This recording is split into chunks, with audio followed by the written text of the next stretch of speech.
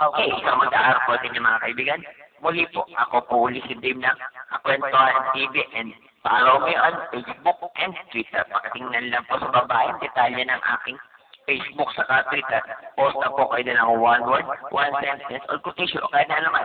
Depende na pag-usapan at pagkwentuhan. Problema mo, problema ng magulang mo, or problema ng kapitbahay niya.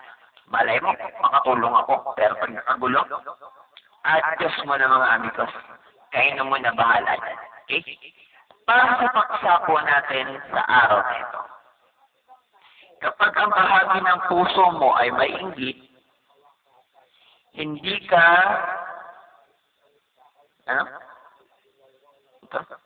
hindi ka makakapagtangkan, hindi ka nakakapagtangka ang lalabas sa bibig mo ay hindi nakakapagtangka ang lalabas sa bibig mo ay puro panlalait. Oo. Madalas ko na-encounter tong gantong pagkakataon. Ano ka mo ibig kong sabihin? Ganito lang yan. Ano yun? Kapag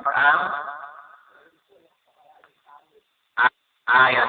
Oo, kasi walang kakahimikan kapag inggit ang pinairal.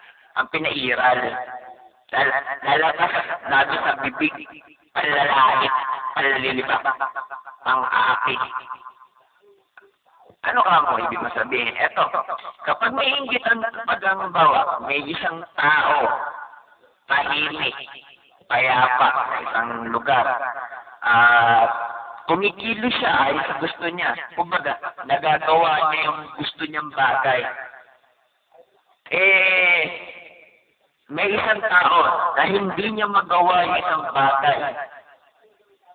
Ang gagawin niya para maging miserable yung taong nagagawa yung gusto niya. Pupuntahan niya, lilipakin niya, mumurahin niya, kung ano-ano pagsasabihin niya masama. At kung darating sa pagkakataon ng pagpapantaan niya. Kasi, ano pinaguhugutan nitong galit niya? Inggit. Kasi, hindi niya nagagawa yung gusto niya. Dahil yung isa, malaya, nagagawa yung gusto. Siya, hindi siya basta-basta nakakilos dahil nakaposa siya sa saya ng sino mang sarotes yan. Ganun yun. Isa pa, magbigay pa tayo sa panghalimbawa. Halimbawa, meron naman tao na alam niya na pag tumilo siya, kahit alanganin, nakakagawa siya ng solusyon. Ganon. Tapos, ngayon, yung ito na meron naman isang tao na hindi makagawa ng solusyon hindi makagawa ng solusyon sa mga bagay na dapat niyang gawin kasi pag pumilo siya, sigurado palpa. Ngayon, ang nangyayari para maging miserable yung isa na nakakapag-desisyon sa sarili niya at walang kumukontra, ang gagawin niya ngayon, sisiraan niya to, sasabihan niya na kung ano-ano, gagawin niyang magsasalita siya ng masasama at magiging magiging hindi siya para kasi kumbaga miserable buhay ko, ayoko makakita ng taong masaya, ayoko makakita ng taong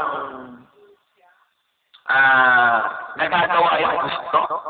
Ang gagawin ko, lilipakan ko siya, mumurahin ko siya, guguluhin ko siya. Dahil yung ginagawa niya hindi ko magawa para guguluhin ko siya para hindi niya rin magawa yung mga bagay na yun para hindi ako mainggit sa kanya. Yan. Inggit na naman. Okay. Isa na lang. Sa halimbawa na lang. Makapatunayan mo din na may inggit dito sa ating paksa. Gagaya ng isusok paksa natin. Kapag ang bahagi ng puso mo ay mainggit, hindi nakakapagtawa, ang lalabas sa bibig ay puro lait. Kagaya ng unang dalawang halimbawa natin, saan ba bumabagsak? Eh di, papasasalita na hindi maganda, panglalait, pangmumura, panglilibak, panggugulo.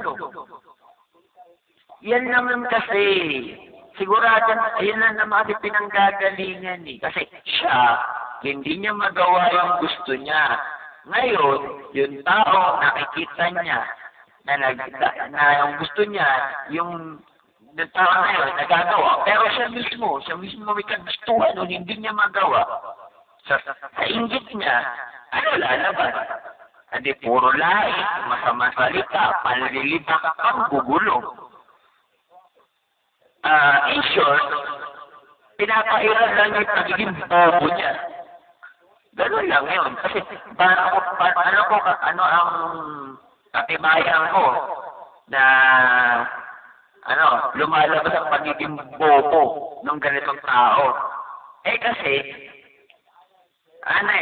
naiinggit siya kasi hindi niya nga magawa yung gusto niya. Guguluhin niya. Di ba nga sabi nga ng matatanda, kapag ginulo mo ang kapwa mo tao na gumagawa ayon sa gusto nila, malaking katangahan dahil malaking katangahan na naguluhin mo sila dahil hindi mo lang magawa yung gusto mo. Ganun lang yun, mga kwentuhan. At yan po ang naging paksa po natin sa araw to. Muli po, ako po uli si Dave ng Kakwentuhan TV and follow me on Facebook and Twitter. Pakatingnan lang po sa babaeng detalye ng aking Facebook sa Twitter. Post na po kayo ng one word, one sentence, or quotation. Nakata naman na pwede at pag-usapan at magkwentuhan. Problema mo, problema ng magulang mo, or problema ng kapitbahay niyo. Alay mo, makatulong ako. Pero pag nakagulo, Diyos mo na mga amigos. Kaya na muna bahala dyan. Okay?